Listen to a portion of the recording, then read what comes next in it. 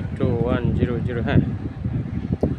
অবশেষে সেই মহেন্দ্রক্ষণে উপস্থিত হয়েছে বাংলাদেশ। রূপপুর পারমাণবিক বিদ্যুৎ কেন্দ্রে জ্বালানি লোডিং হয়েছে, অর্থাৎ বিদ্যুৎ উৎপাদনের জন্য যে প্রক্রিয়া, সেই প্রক্রিয়া আজকে থেকে শুরু হলো। পর্যায়ক্রমে এখানে 163টি জ্বালানি এখানে লোডিং করা হবে, তারপরে বিদ্যুৎ উৎপাদন কার্যক্রম শুরু হবে। এখন পৃথিবীতে এই মুহূর্তে 32টি দেশ আছে যারা পরমাণু দিয়ে বিদ্যুৎ উৎপাদন করে। বাংলাদেশ 33তম দেশ হলো যারা পরমাণু দিয়ে বিদ্যুৎ উৎপাদন কার্যক্রমের দিকে এগিয়ে যাচ্ছে।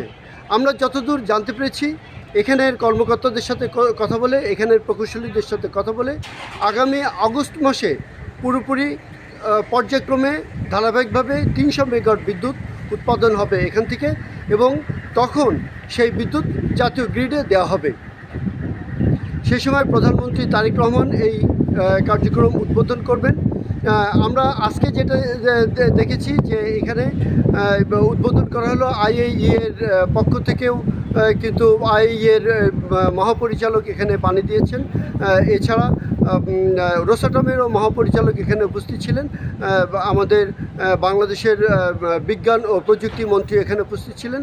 তারা সবাই মিলে এই বিদ্যুৎ উৎপাদনের যে প্রক্রিয়া, সেই প্রক্রিয়ার প্রথম ধাপ ইউরেনিয়াম লোডিং, সেই লোডিং কার্যক্রম উদ্বোধন করলেন।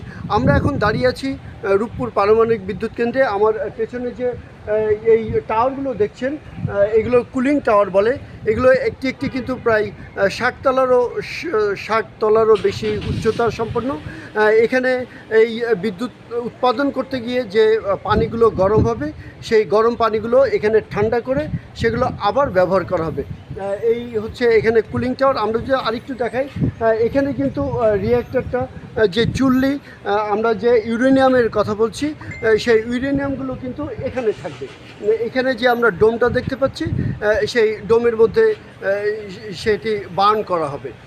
তো এই ছিল আমার কাছে শেষ খবর। এর পরে আরও কিছু থাকলে সেগুলো আপনাদেরকে জানিয়ে দেব।